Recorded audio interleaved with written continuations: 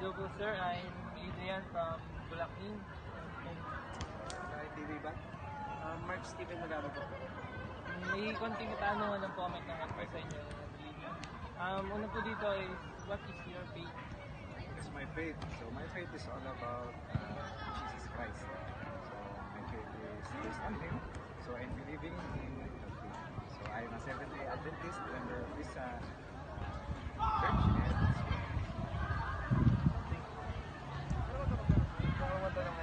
What is the most essential or important aspect of your faith? So the most important or essential part of my faith is that I am believing in Him.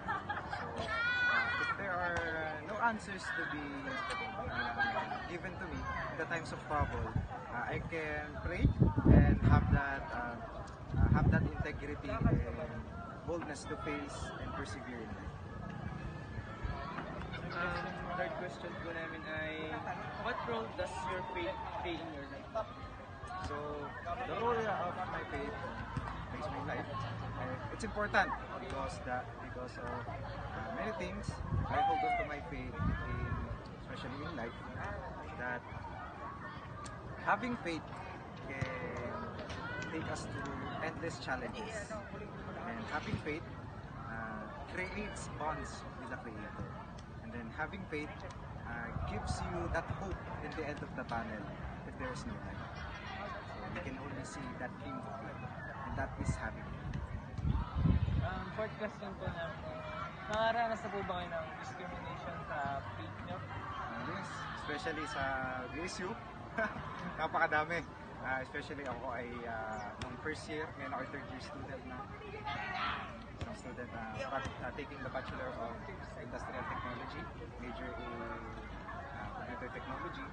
So maraming instances na ano yung faith ko. Especially ako ay newly baptized Seventh-day Adventist lang.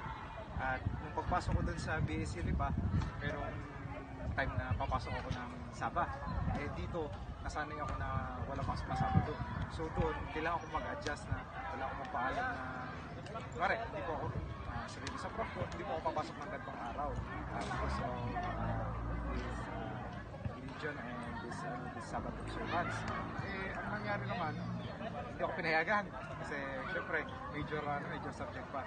So ang nangyari, ni-report ako sa dean namin, then ang ginawa ko naman, unang-una syempre nag-pray ako, then gumawa ko ng mga papers, Sabbath exemption class, gumawa ko ng papers ko sa pastor na napapayagan ako na dapat akong payagan kasi naka-institute din naman to sa ating batas na may exempt regardless of the religion.